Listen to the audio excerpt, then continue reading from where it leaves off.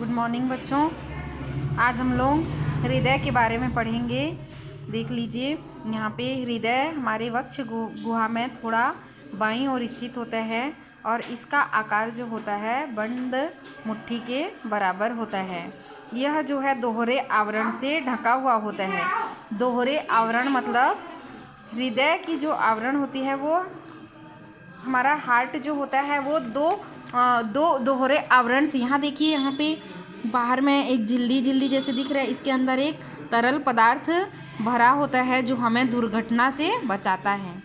ठीक है, हृदय को दुर्घटना से मतलब कभी अगर हमको चोट लग जाती है तो जो दुर्घटना हो जाती है तो हृदय सुरक्षित रहता है दोहरे आवरण के कारण।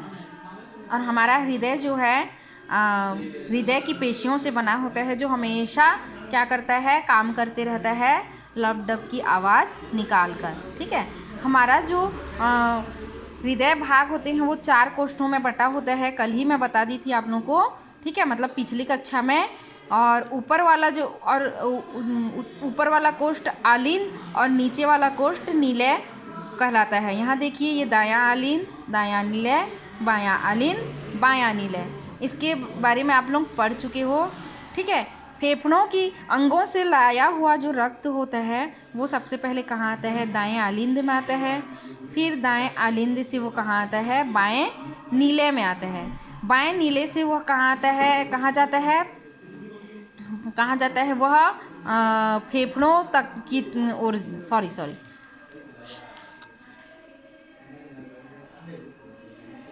यहाँ हमारे अंगों से जितना भी रक्त आता है वो सबसे पहले दाएं आलिंद में आता है। दाएं आलिंद से दाएं नीले में जाता है। ठीक है, दाएं नीले से वह कहाँ जाता है, हमारे फेफड़ों की ओर जाता है और फेफड़ों से ऑक्सीजन युक्त हो जाता है और शुद्ध रक्त बन जाता है। और फिर फेफड़ों से वापस वो कहाँ आता है, बाएं आलिंद में आता है, फिर बाएं नीले में आता है। और यहाँ से जो शुद्ध रक्त होता है हमारे शरीर की विभिन्न अंगों की ओर चला जाता है। समझ में आया ना?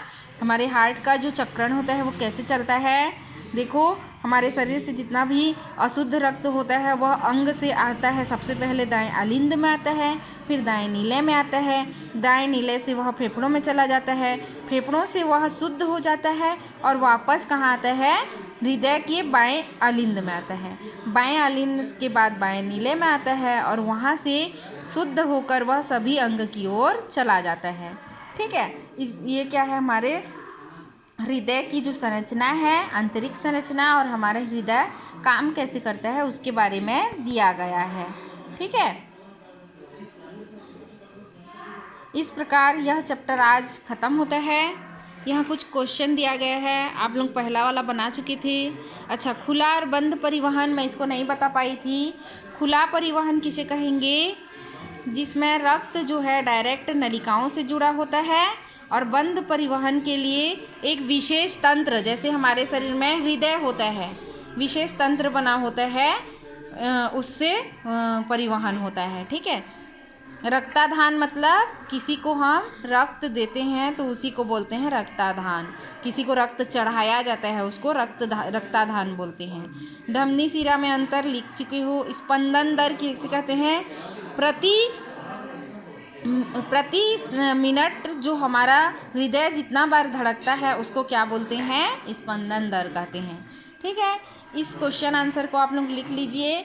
मैं कल इसका प्रश्न उत्तर आपको भेज दूंगी। ठीक है, जितना भी बनता है उसके बाद मैं आपको आगे का चैप्टर पढ़ाऊंगी।